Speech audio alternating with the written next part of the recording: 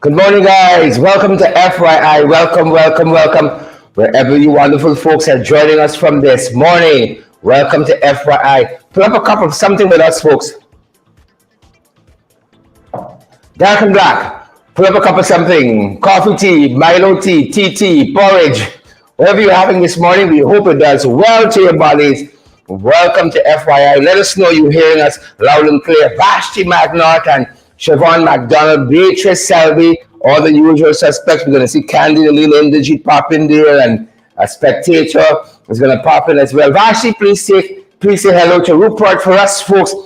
We're going to have a guest, two perhaps, dropping by this morning, just for you guys. Sybil James and Chilising Henry. Chilising, that's just for you. Ayabo, Natasha Congraves, and all the other beautiful folks who are joining us. Good to have you. Claire, Alexis, Chamley, Richmond is with us as well. And we have Rowena Cummins. How are you guys doing? Good to have you here early in the morning, FYI. And what a turn the weather is taking locally, guys. How is the weather where you are? A lot of rain overnight. Believe it or not, quite a lot of traffic on the road this morning. And we encourage motorists to take it especially a little easy this morning, given how the weather is at this side of the world. And Beverly, good to see you. Erin Don Cook, good to see you as well. Good to see each and every one of you. The weather's taken such a dramatic turn, folks, and we know it's not all perfect. Right now, it's very, very overcast with some light showers into the morning. It doesn't look as though it's going to get better during the course of the day, folks. Share the live. We ensure that we are doing that as well. You all know how we do it. And smash that emoji button too. Good folks, we are happy that you folks are here. And we're going to make sure that we go through to all the right and correct places. Folks, you know, this month, a lot of things being recognized. This month, we're going to be talking about some of that. And even the big issue is going to be focused on that this morning. We're going to come away from our usual programming this morning to facilitate the guests we're going to have on, and the topic too that is for discussion this morning. And we hope that you guys join in. As you folks would know, as you beautiful folks would know, it is the month dedicated to breast cancer awareness. And I just was kind of updating myself overnight on what's happening when it concerns breast cancer. And again, I hear this very, very strong emphasis on the fact that both men and women, and a lot of men don't take cognizance of this, but both men and women can detect, get breast cancer. And we've been talking about the numbers internationally. Thousands, hundreds of thousands are expected to be diagnosed with invasive breast cancer, thousands of others with non-invasive. And then there's thousands who die every year from what they call metastatic breast cancer. And so, folks, we want to be sharp. You know, they say the older you get, you know, over 50, over 60, your chances increase for getting breast cancer. And we want you guys to say early detection again. Early detection is the real way to go. Beryl Crawford and Aisha Beryl, Arjun, and all the other folks. You know, I was going through that newspaper. I told you one of the folks brought for us from Connecticut, going through that papers overnight, and one of their guys on the ground there, you know, a beloved coach in Connecticut has just been diagnosed with stage 4 cancer, right? And again, stage 4 cancer, he's now been diagnosed. Early detection is the way to go. And I really want to say thoughts and prayers are with that coach, you know, who is now battling with stage 4 cancer there in Connecticut. Early detection, folks, is the way to go. Good to have you, Rosie Rose, Jeff, and Beverly, Sharon Eastman, and all the other folks who are joining us. Vanessa Andrews and Dawn Baines, Ayabo, Natasha Congraves. We see your comment there, Ayabo, and we note it. Again, it's International Breast Cancer Awareness Month, and we cannot emphasize, right? Enough. I see Fitzherbert Jarek, I think, indicating, Fitzherbert, I wish I caught your comment early on. But lots of folks, I think, indicating there that they have had loved ones who've passed away as a result of cancer, one way or the other. And we really want to take cognizance of that. Chinsing Henry says, my father died of prostate cancer. This is one that really affects men, prostate cancer. And lots of other folks are chiming in there that they have loved ones who have died by one way or the other by some form of cancer. And again, early detection. I'm in my early 20s, sorry, in my early 40s, and I have to put aside some time quite soon. I put it down on my list of things to do to get a full examination. Full examination. Early detection, folks, is the way to go. Gladstone Matthews, we see you there. And we hope that you guys can follow suit. Take cognizance of your health. We don't have to say it, but you got to put aside, you got to eke out some time to focus on your health, right? Focus on a little exercise. Focus on eating properly, taking care of yourself. I kind of, stumble a little bit, wanted to take better care of myself. But it's not too late for any of us. That's the point I really want to make. It's not too late for any of us to take cognizance of our health. Put aside some time for you. And we always say, if you put on your mask, heard it so many times, flying in the Caribbean recently, put on your own mask first, and then you're in a good position to help other folks. Getting your exercise, watch your diet, what you consume, find some time for your spirit. Find a church, a masjid or a mosque, and seek a higher power and guidance. And come on, I am stepping back from this stressful routine every day. We at it, taking on issues, taking on problems. I'm dressing back personally and I'm trying to take better care of myself, and that's what I'm encouraging you, especially our men folk. We come from a system in 592 where we just walking dead. Right? We just walking dead. We don't take a little vacation, we don't step back, we don't breathe, we don't enjoy nature, we don't go for a little walk, we don't treat ourselves. Nobody will invite you to the theater, you buy a ticket and you go watch something. Right? Stop waiting for somebody to value you. Stop waiting for somebody to take you out and all of that. Stop waiting for somebody to treat you well. Treat your own self. Treat your own self well. And so October, guys, is dedicated to breast cancer awareness, among some other things. And it's such an important facet of our being, our health, our physical health, our spiritual health. Taking care of yourself is important. And I encourage the hundreds of you who tuned in to us this morning, take better care of yourself. And Andrew Caleb and Beverly, Jacqueline Fordyce, let's make a pledge. We can take better care of ourselves in October. When last some of us went for a checkup, right? I should have taken better care of my teeth, and now I'm grappling with that. I did some consultation recently, and when the folks tell me the bill, I say, I'm gonna at least sell the car. And Beverly, and Chin Sing Henry. And Chin Sing, I think, says it so beautifully, right? Nothing like self-love. Nothing like self-love. Right? Nothing like self-love. Magna Barrow says, eat, drink, and be merry. That is our encouragement to you beautiful folks this morning. If we can say anything, that is our encouragement to you folks. That's our encouragement to you guys. Let's take better care of ourselves. In October, let us take better care of ourselves. Let that be our resolution. Right? I see Selena Fraser saying, sisters, get your pap smear. And brothers got to be very, very conscious of prostate cancer. That is one of the cancers that really affect men.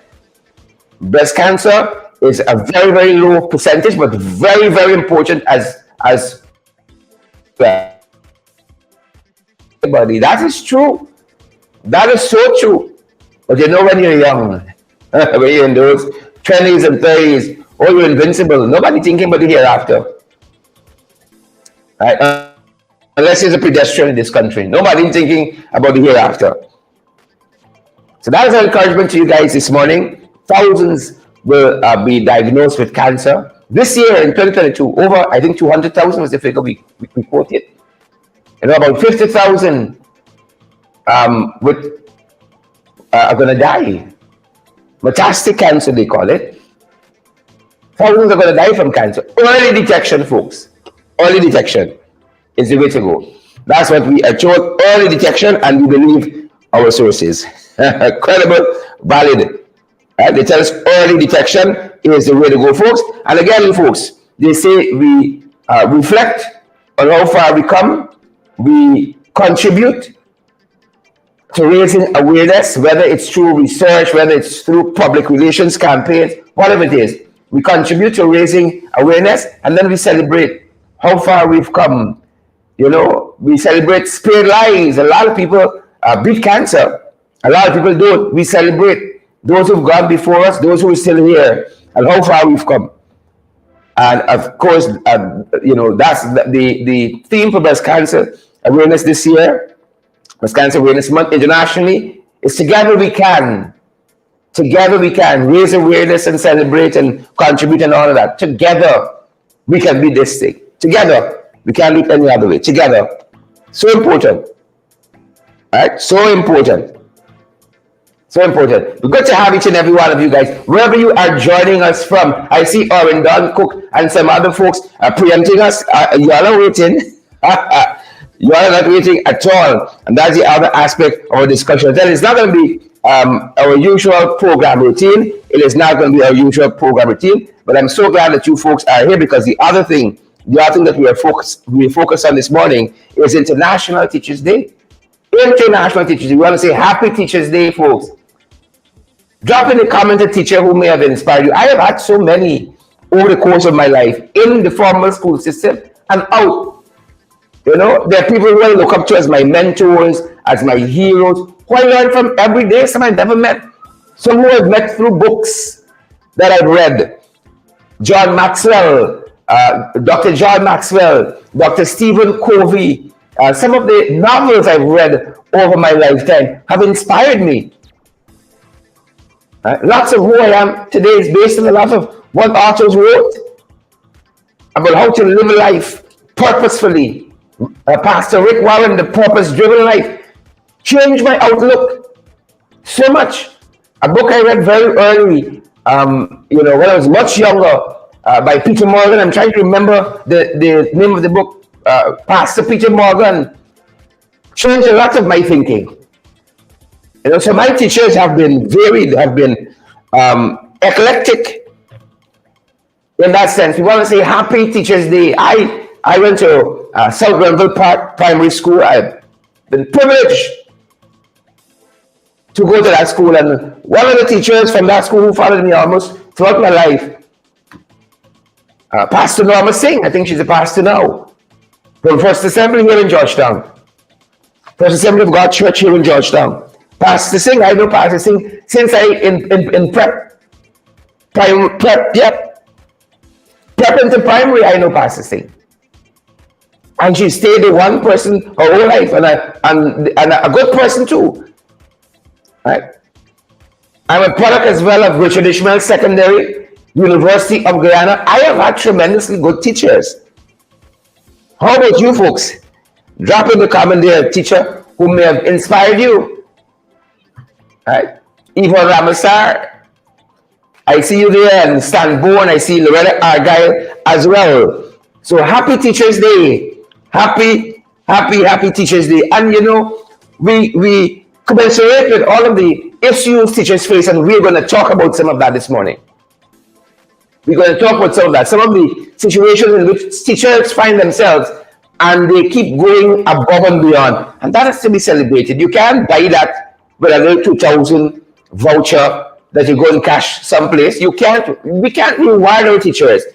Our teachers in this country is perhaps one of the most, some of the most disrespected people in the world.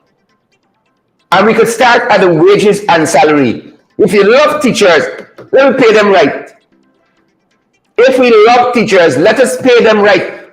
Go through the world and see how our teachers train here, how they do overseas, tremendously well. Very early, the teachers we train right here. I see somebody saying one of their teachers was the late Maitland John. Right? The late Maitland John. Magna Barra said the late Maitland John. And we want to recognize that person this morning, late Nathan John. Respect and manners, we say. Right? Magdalene saying Nathan John was one of the good teachers, one of the great teachers. If we love our teachers and we care like we say we do, let's raise their salaries. The point I was making earlier, our teachers are able to go abroad in the diaspora and do extremely well. Very early, they're able to purchase a home or build a home, own their own vehicle and live extremely well, and not just any vehicle, good vehicles. It's so inspiring to see how teachers can live and develop and improve. There's a teacher right now in Trinidad with a private school doing exceptionally well. What's featured I saw in the Express. And there are other teachers throughout the Caribbean and internationally who are going to do very, very well for themselves. But here, to purchase a car, teacher, you need duty free. You need to get some of your taxes out of the way. You got to beg for duty free. And then you got to take on raising the principal sum to acquire the car. And you can only do it in most cases if you're a senior teacher entitled to duty free. You're an HM or something like that. A very senior teacher. Why is that? And in other places, an ordinary teacher who applies themselves in the system can do it. If we love our teachers, let's do well by them. Right? I don't want big speech. We want fancy talks. Action. And that's how leadership must operate. Thank you, John Maxwell and Dr. Stephen Covey. Leadership is about getting things done, and there are leaders in education, there are leaders in this country, and we've got to fix things. Leaders are preoccupied with fixing problems, fixing situations, so that others can go by unhindered. And in education, we got a couple problems we got to fix. And on days like these, it's a lot of pomp and ceremony, and then tomorrow, the status quo remains, because if we had valued teachers, some of the issues we're going to highlight this morning would not be there. Some of the issues you will see us highlight this morning would not be there. Would not be there at all. So I think the first place we can start, right? The first thing we can start doing this morning is some of the challenging issues that teachers find themselves in. No fault of their own. You go in a system, and it's chaotic, it's chaotic, and you got to deal with that. I know the first thing that affects teachers is the pocket. The pocket is the first thing, and we got to put our teachers right. You don't want to go to work every month, and you got to come home and you got wondering, how the light bill going to pay? What eating this month? How I'm eating to school? Right? You cannot go and give your best if you're hungry.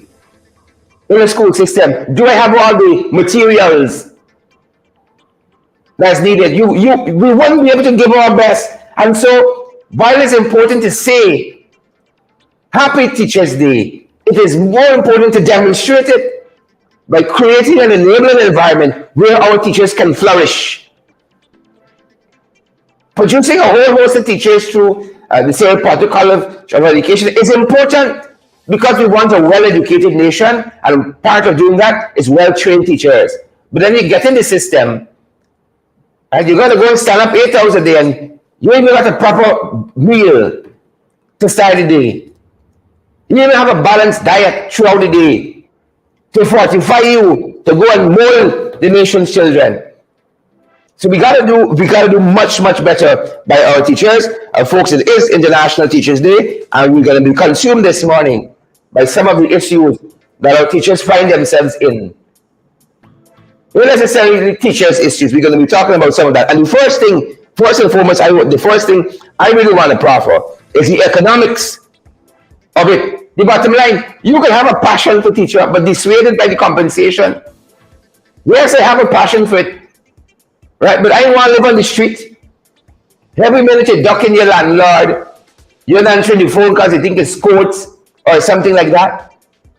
Because it's the economics of it. Is it worthwhile? It might not be profitable. Even if I'm breaking even, I could say, yes, I can dedicate my life and make a career here. But if I'm suffering a loss every month because of inadequate compensation, that's not going to work out.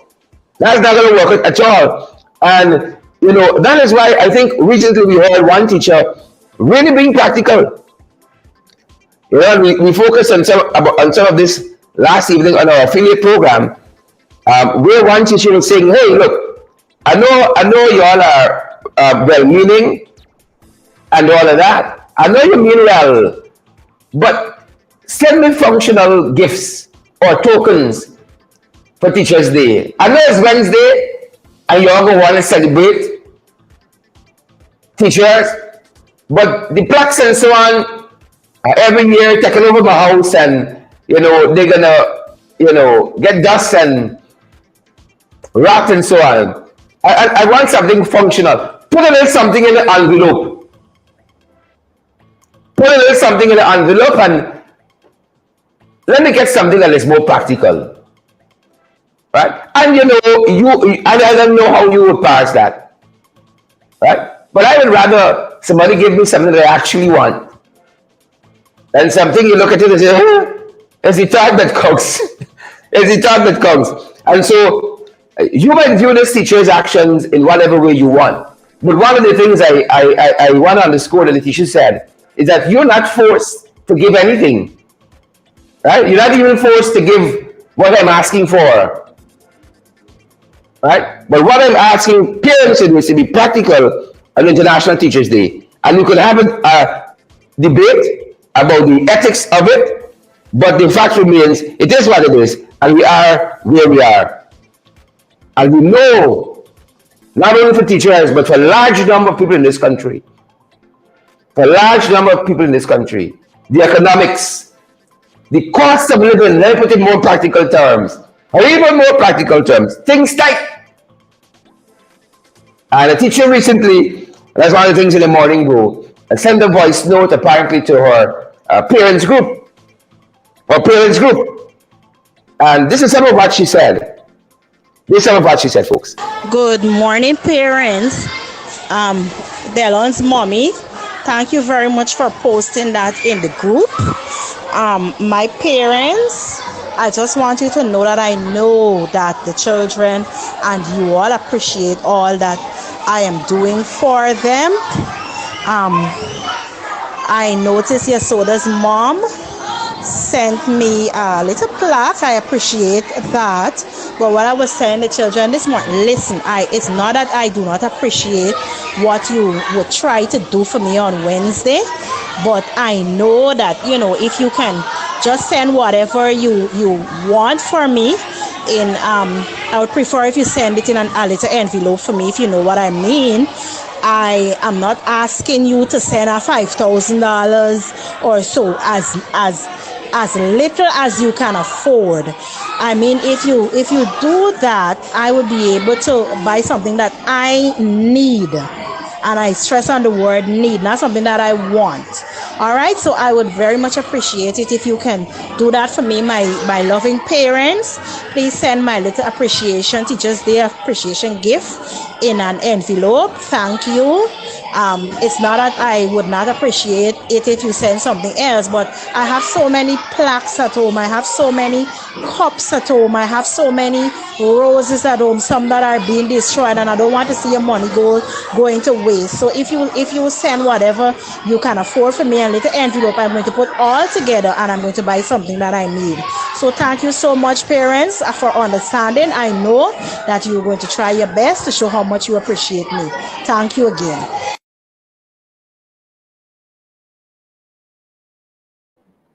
And for all intents and purposes, I think that's a very practical way to do it. I know we could have a big debate on that either way, whether it's ethical for a teacher to say, put some money in an envelope for just to show appreciation on Teacher Day. But I think it's a very practical way to do it. I don't know how you folks are going to pass it, but who backs lose? Who backs lose? I want to welcome this morning a guest we're going to have, the Shadow Minister of Education, the one and only Member of Parliament, Natasha Lewis. Natasha, how are you doing? Good morning. Good morning to you, Sherrod, the Honorable Suspended Member. Good morning to your viewers. Good morning. Natasha, I want us at the same level. I want to be higher than you. So if you can tilt your camera down a little bit, would be great. I think that's much better. Thank you so much. Folks, as I said, Natasha is our Shadow Minister of Education. Natasha, it's International Teachers Day, World Teachers Day. What are your thoughts? Let's start there. I want to say congratulations to our teachers. I want to say that I really appreciate all of the efforts that our teachers are making. Our teachers have lived through the pandemic and they've worked hard and they have returned to the classroom. And I want to appreciate all of their efforts despite the conditions in which they work. You know, the labor law says that we're supposed to have conducive working environment provided by our employer. And so we've seen recently the conditions in some of our schools in Region 1, Region 10, Regions 4, Georgetown, Region 6. Those are the ones on my desk right now that I'm dealing with. We've seen the condition of work. It's unacceptable. It's inhumane. And our teachers still go to work. I want to say congratulations. Thank you for your contribution that you would have made all these years, and continue despite your circumstance. Continue. Our children deserve better. Excellent. Natasha has preempted some of our discussion this morning because one of the issues that we are going to be focused on is some of the very things that she has outlined there that are affecting teachers' content. We started the program by saying, you know, these aren't all issues that emanate from teachers, but it's just the system, and some of which teachers inevitably find themselves involved in. The biggest issue we're going to be focusing on this morning, of course, is Teachers Day, and we can't talk about Teachers Day without talking about the policy side of it, the political side of it, the policy side of it is the issues in which teachers find themselves, and that is the big issue we're going to be focused on this morning. And Natasha, we said very early, preempting the discussion that we're going to have, that you know, the part of the challenge is remuneration for our teachers. And if teachers are paid well, then they can go to school and be focused on the assignment and not wondering if they can pay the light bill, if they can make a car payment, you know, if they can afford to put food on the table. But, you know, this week here and this one guy I know must be demonstrated in actions. It can't come out of the paper in just words and move to actions. That is what has to. That's what we want to see here, all right? And one of the things we pointed out just before you came on, is this teacher who said, you know, I want practical gifts, I want practical things, and you know, you might send some plastic mug, but I got 10 mugs in my house. Why not put a little something in an envelope and send through? What are your thoughts? I know according to the ministry's guidelines, that is unacceptable, right? According to the guidelines. But that aside, I believe that teacher was being very practical. We live in a society where their salary, one person's salary, can hardly pay the rent in their home. These are teachers who are also parents. So they have a responsibility to their children to feed them. And I want to rather suspect, Sharon, that teacher prefers the liquid cash so that she can go to the grocery store and get food. The other thing is, our teachers, I don't know if you've ever met teachers going to school. They have a little snack bag in their bag, not for them, but for the children who come to school without a snack. They have a little hygiene bag for the children who need that little help. And so all of that cannot come out of their salary, which is grossly inadequate at this time. You know, we have the agreement between GTU and the Ministry of Education. We still want to know, where is the Minister of Education? She's missing in action. You know, they've not gone back to the table to talk about the teachers' package. We're still waiting on the duty-free and housing and all those things that they've put on the back burner. In an economy that we're experiencing right now, if you care, because we care, you would have put the teachers' welfare on the front burner. If they're profitable, They will deliver. You will have less problems in the classroom. Sure, it is a common sense issue that seems to miss the Ministry of Education. Teacher, Well, and we, go ahead.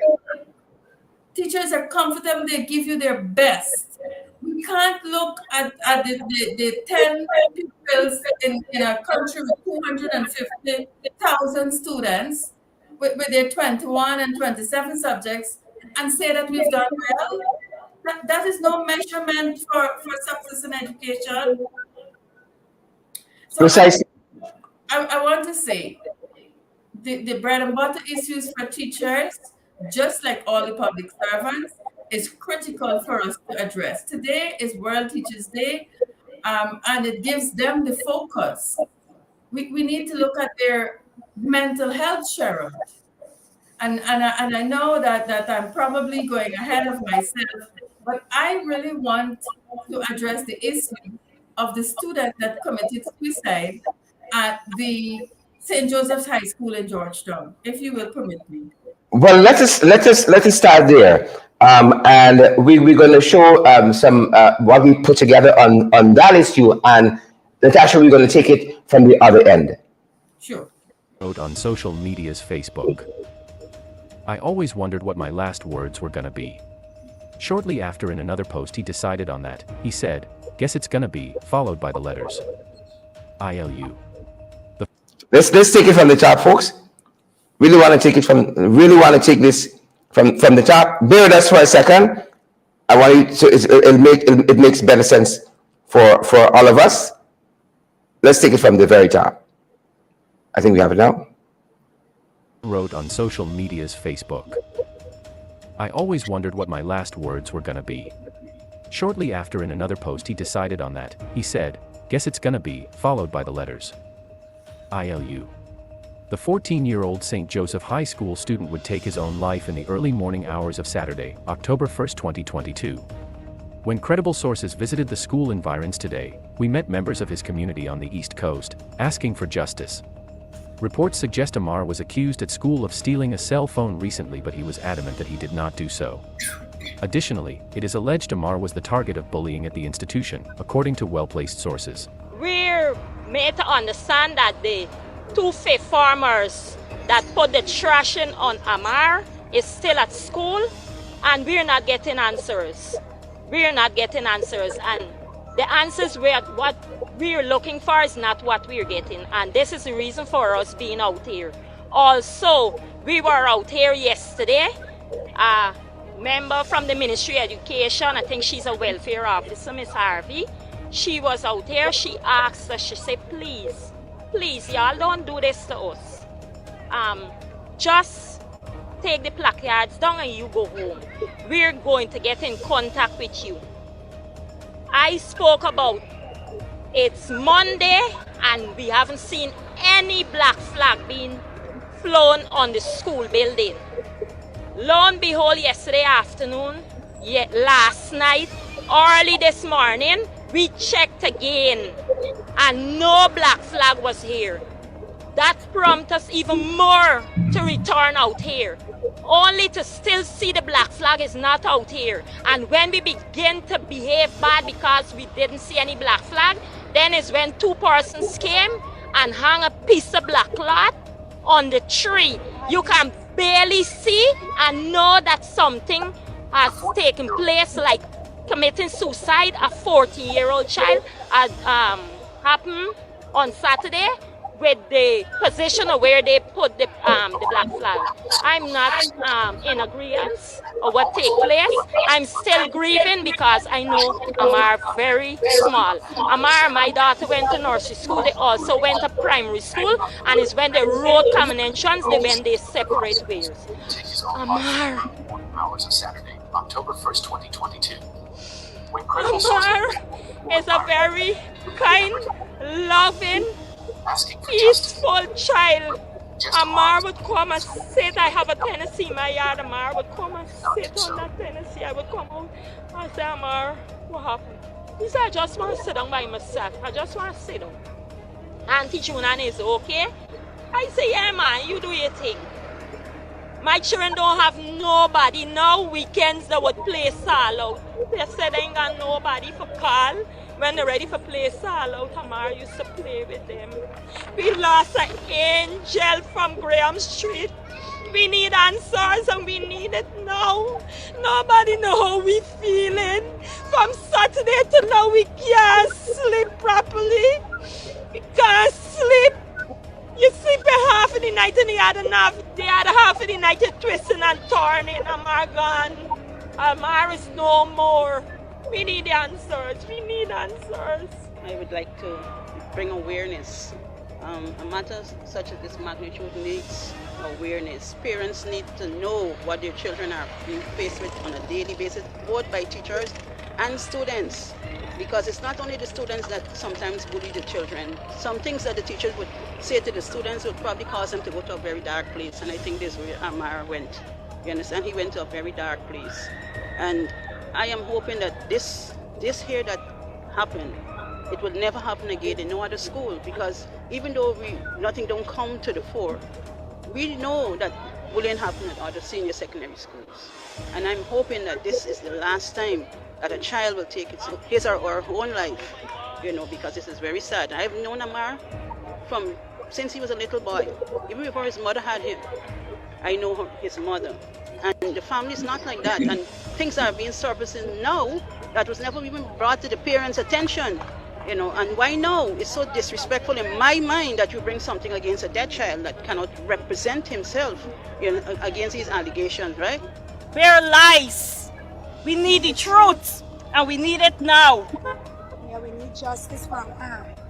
We need justice. We need the boys. It could happen to anybody, children. This could happen to anybody trying to bully him. And on top of it, they were messaging him. They need to check the Fifth Farm children phones, messages in their phone. Even if the teachers don't want to check the phone, we're going to go into digital and have a printout. They were messaging him. From the boys at school, they had fractured his nose, they broken his teeth. Yes, he was feeling pain around his body. Yeah, that is what he was crying out for pain.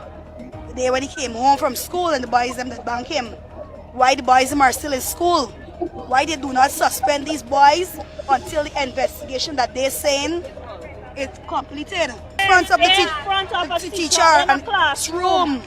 Students from the school have it up on our Facebook posts. I said that it's happening in front of class teacher. Look in at his him class, they come in his class and beat him up in front of his class teacher. Yeah. Everybody covering up. Nobody talking the truth. Everybody saying the own thing. Everybody covering up this thing. We need the truth. It could happen to anybody, children. Exactly. Amar is not a child that is pick trouble or fight with nobody. Amar always sit down and they're quiet in his corner. Now he's in Third Farm, they in Fifth Farm. Who gave them the right to beat him up? And then it's two of them, the banky beat him up. Came out of the story, so the child has decided that he's not getting any justice from school. He's been bullied in school. He'd come to school, the children them threatening him on the phone through the WhatsApp group that he was in, the St. Joseph High School created, and he decided to take his own life because he's not getting any justice. The teachers them is not doing anything. And you cannot be coming to school and getting bullied at school. Who wants to face that? And Amar is not the only child that's been going through this stuff. You have other schools, children going, and have children writing here, going on with these stuff. And because it's a high school and they must want to clear their name, they're covering up a lot of things in this school, and the things need to be come out. They need to. In this whole scenario, father is a lawyer. They said the boy in this whole matter, his father is a lawyer. So we already know where the cover-up would be coming from. Yeah, because his father's a lawyer. His father is a lawyer. So he feels his father is the law. He could be at top of the law and do whatever he wants. He could beat up somebody's child and still attending school. Yeah. And the teachers allowing it. The Ministry of Education, in a press statement on the issue, said that it is aware of the issue involving a student at St. Joseph's High School who took his life. According to the statement, the ministry wishes to inform the public that preliminary investigation has been launched into the matter. Yep. Natasha, very sad situation there. Very, very sad. Very sad, Sheriff. You and I are parents. I'm not sure if our actions would have been as peaceful as those parents. But it's good to see that the community, because I understand that it's not only Amar's parents out there and siblings, but the community is enraged and out there protesting. Yeah. Now, some facts need to be put on the table. The schools, the management of the school is not allowed to speak to the media. So the welfare officer cannot come to the media and give any information. It is the chief education officer. And it is sad that at this point, after so many days, only a statement can be issued. You know, I heard you earlier in the program when you said that we have to address these issues in education by policies. And let me say to you that there is a guiding policy in the Ministry of Education that we refer to as the Manual on Discipline for Schools. And so when you listen to what the folks are saying, this is not something that just happened one day, right? You can't, two students can't just get up one day and decide to beat another child. Something has been happening days before. It is sad that it is reported that a teacher was in the presence of this beating incident. And one, the child was not taken to the hospital, which is the first step. He sustained injuries in school, in a classroom, in front of a teacher. The child should have been taken immediately to the hospital. That might have been one action that saved his life. Secondly, the head teacher ought to engage the Ministry of Education immediately, because when you look at the offenses in the book, it is immediate suspension for those two boys. That I'm not sure was done on that day when that fighting took place. But more than that, Sherrod, where are we with the anti-bullying policy for the Ministry of Education? Yeah. Where are we with that? Amar took his life because he thought that this is his solution. Too many things happened to him, and the adults in the school did not stand by him. So he felt that he was let down by our adults. And his only way to resolve that is to commit suicide. That is very Yeah. unfortunate. But Shara, there's a bigger issue than all of this. Would you believe that the current legislation that we are using in our schools is older than you and I? Older than you and I, very antiquated. And we spent a whole month in education, and our theme was transforming education. How can we begin to transform education without paying attention to the legislation that governs education? In the current legislation 3901, it allows for many things to happen that is tantamount to violence. But the manual that we have in school has about 10 steps before a teacher can take action to physically, but I would call it assault, because I do not support beating children, whether in school or at home. But even that manual, in this case, you don't see any evidence that the teacher, the head of department, the senior master mistress, the deputy head teacher, all these people failed that one child, because there's a role for each one of them in resolving that matter. And all of them, and I do not support the welfare officer going out to the community protesting and telling them, oh, please don't do that. They have a right. They feel that their right is trampled upon. And Sharon, just listening to that video there, at this point in time, they're not asking for something that is extraordinary. They're asking for respect for Amar. He's a student of your school. He committed suicide as a result of what happen as a result Respect and dignity. of leadership. What is wrong with acknowledging this student? Because I believe he was a third form student. He spent 3 years in your institution, taught by many of your teachers. How do you think that I've seen some of the comments from the teachers on social media? They are hurting. Yep. The And lead- also there are teachers in the system who knew this lad for 3 years. And as we said, this is the environment in which teachers invariably find themselves, who are hurting too. Exactly. And who's attending to them? If the head teacher cannot find the space in his heart to acknowledge that this is one of my students, and let me Yeah. give him the dignity and the respect of mourning his loss. Yeah. Let Yeah. me acknowledge the pain of the parents and the family by just putting up a proper flag. Then we're in a troubled place. Natasha, let's broaden the discussion a little bit.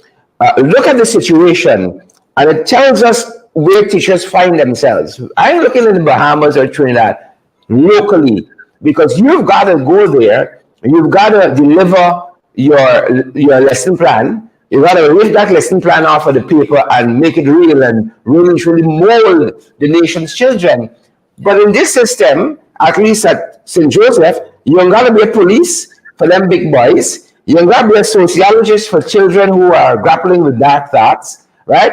It just demonstrates the myriad roles that teachers got to play. And some people might say, I ain't signing up for this here, right? You got to part fight. You got to deal with bullying. You got to deal with a system that ain't really got your back, really and truly at the end of the day. All of these are situations in which teachers find themselves, and I think you mentioned how we move from here is leadership. Leadership got to fix problems, got to solve situations, got to bring solutions to the table. You got to create policies, both at the leadership level of the school and also at the ministry. Yeah. Sharad, this particular school is a troubled school. I've seen a lot of things coming out of the head teacher's office that makes you want to wonder if he's a politician or if he's really a head teacher. You know, when the Minister of Education goes to St. Joseph High School, and I'm talking about, the pomp and scene, it is all well and good.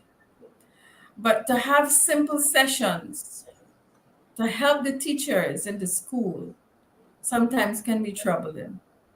I hope this is an eye opener for many other head teachers.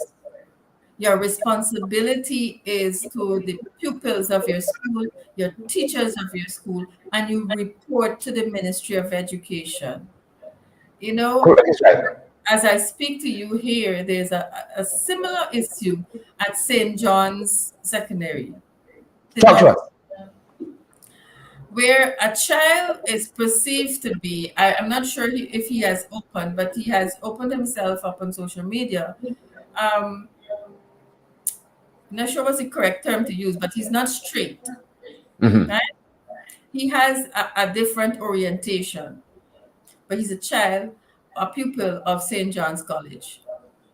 And there are other students. I've seen a video where a senior cuffed him in his head in the classroom in the presence of other students. The senior doesn't belong to that class, but left where he is, went to the classroom, cuffed the student in the head, several blows.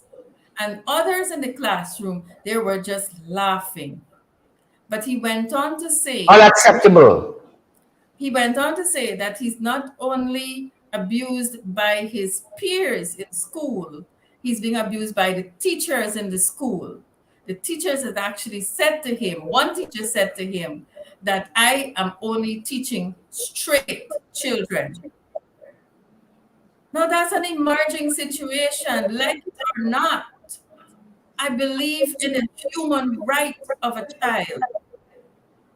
And the teacher, I believe, has no right in judging the child's sexual orientation, but it goes to show our biases, and we take it to our place of work, and we victimize those who don't adhere to our value system, because we all have our own value Yeah. system.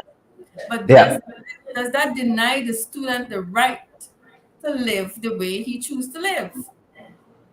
There could have been many other ways that that teacher could have shared his value system with the child, and leave it to that child to make a decision for himself. But St. I hear John, you. And that issue where the assault is concerned, that is unacceptable. And like you said, similar in terms of that could create an environment for some dark things to happen in that school. And that's the last thing I think that school would want. The very last thing. I want to touch on some other issues before we run out of time, Natasha, and some of the issues in education currently that teachers and students and parents have to grapple with. And some of them you mentioned in your opening remarks. Region 1, for instance, we've seen students here protesting, all right? Protesting accommodations. Now you're in a school as a teacher here. You got to be a sociologist now, right? Children can be housed properly, and we saw also in Region 1. This is not 2 years ago. This is last week. Parents and teachers at Santa Rosa protesting again the condition of the schools. Teachers can't go in a building and they know if they're gonna fall through the flooring, if the walls could fall on them, the roof could lash them in the head. You know, this is some of the issues we're grappling with at Araima, rural region 10. Students protested recently against the transportation woes there to get to school to receive the education, right? The late and all of that, you know, overcrowding in the boat. If something should happen, God forbid, and that boat don't have enough life jackets for the overcrowding of the students, right? The students who pack up in that boat, God forbid, that can end so differently in Region 10 too. The school to house the children and the teachers stalled. You know, construction. Statement Construction was building a school at Bamia. Statement Investment. The school has been stalled, right? So what happened to them children? Next term, what happened? And we're seeing overcrowding in schools. Now, all this concerns teachers. Teachers find themselves in all of these, you know, Region 4. I skipped Region 4, I went to 10. But Region 4, right? We talked about St. Joseph, we talked about St. John's, multilateral, right? A part of that school building, a huge part of that school building was burned down the other day. They just managed to award a contract to CARES contracting. That's an issue by itself. But the teachers and students have existed since about a year and a half ago under some intense and extreme circumstances at North Randolph Multilateral School. And I think those conditions persist because they're still without a building, right? And then just across the road, not far, just across the road from North Randolph Multilateral, Natasha, we saw quite recently children being educated in a tent. And then the tent is heating up with the sun because the sun these days in easy since the people come in. You know, the sun extra hot in a tent, and then the tent gets too hot, they gotta go outside. You know, these are issues in education. Invariably, our teachers, parents, and students find themselves involved in. There's no making of their own. Natasha? and I see Gwyneth Anderson saying prayers on her Facebook page, blaming the opposition for her and her government's shameless faults. It is beyond the shameless at this point in time, Sharon. I see you. Perhaps I have to give you a fuller report on this matter. Please and thank you. We've missed Tocqueville Secondary with the electrical issue. Yeah. Issue that you have covered yourself some time ago. That matter still remains unresolved. The education officer said that the teachers go back to school. Now, in Region 10, there is the Wisma Secondary School, I believe, that is almost fallen down. We highlighted that in July. We highlighted it in August. And in September, the children went back to school just like that. Wisma in Region 10. how could this be? Sharon, it's simple. Let's say this. The teachers, the head teachers in the school system, when they recognize that there's a problem in the school, they write. It is their duty. They write and they send the letter to the education department. The education department documents all of the schools that needs fixing, send it to the regional executive officer. And because education is decentralized, the region has to take responsibility to fix the physical infrastructure of our schools. Yep. And I want to highlight the one in Linden because I am aware that the Rexo in the region knew of the problems in that school and all the other schools. In Region 6, we have similar situations. Region 6, it's the problem where they took in the new grade 7 and they have no furniture. They have no furniture to accommodate them in some of the high schools. It is shameless. They sent on Monday morning a businessman, I believe in some ad hocery by contract, supplied tables and chairs. Could you imagine that? Not desks and benches, tables and chairs for our children to sit on until the head teacher and the Department of Education can begin to understand how many students they have and how many pairs of furniture they need. That's happening in Region 6. Region 6 that has all of the money from the Vice President. That's happening in Region 6.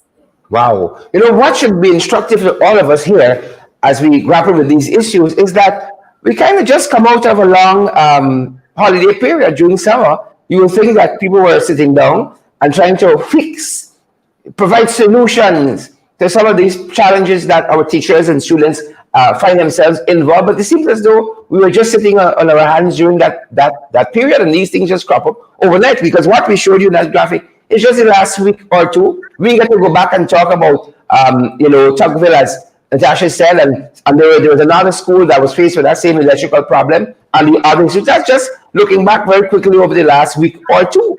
Yeah. And it is, it's World Teachers Day today, and those are the conditions. That electrical issue is a life-threatening issue. They're going to wait until either a student, a teacher, one of the janitors or somebody is shocked and pass out, and then they'll send a sympathy card and a wreath, and that's fine.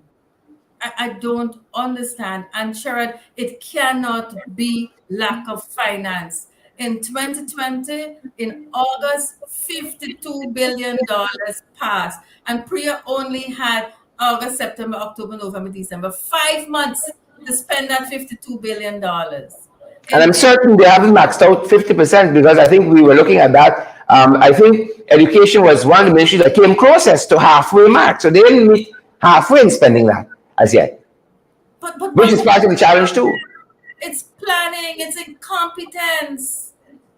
It's planning. And I was made to understand because from the beginning of the school term, I'm tracking the problems and put it into the context of policy. It can't, I've already concluded that it can't be finance. And the issue, there seems to be a problem between the Ministry of Education and the Ministry of Local Government that has the responsibility to manage the schools in the regions. There seems to be a problem between Priya and Dharmlal. I'm not sure what, but they cannot collaborate to ensure that our teachers and our students are comfortable.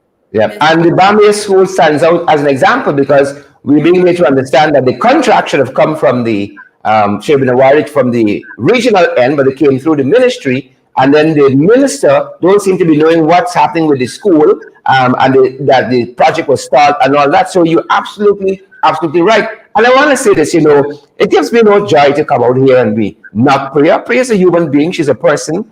She's a mother. And I think Priya's mother was a teacher as well. It gives me no joy. But in fact, we have lots of challenges in the system. And some of it has been created by Priya Manager. And since her last dispensation as Minister of Education, I saw very early when she was appointed, Pippin Tom said she should have no place in education. She shouldn't be coached to anything to do with education because of all the problems she would have created in the past in the education system. And here we are with problems growing by the day.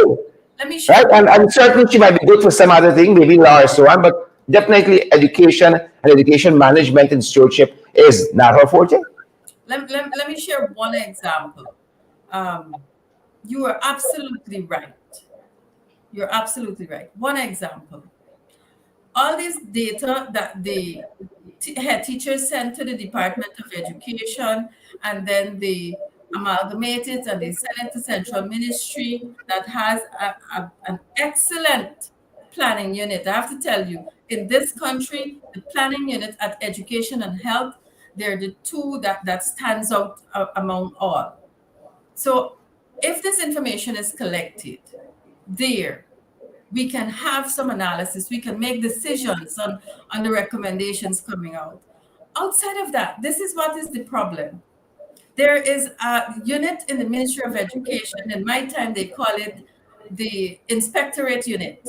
So this is the unit that monitors the school, the academic and non-academic standards. They prepare a report, and you know from that report all of the problems per school, per district, per region. Guess what happened?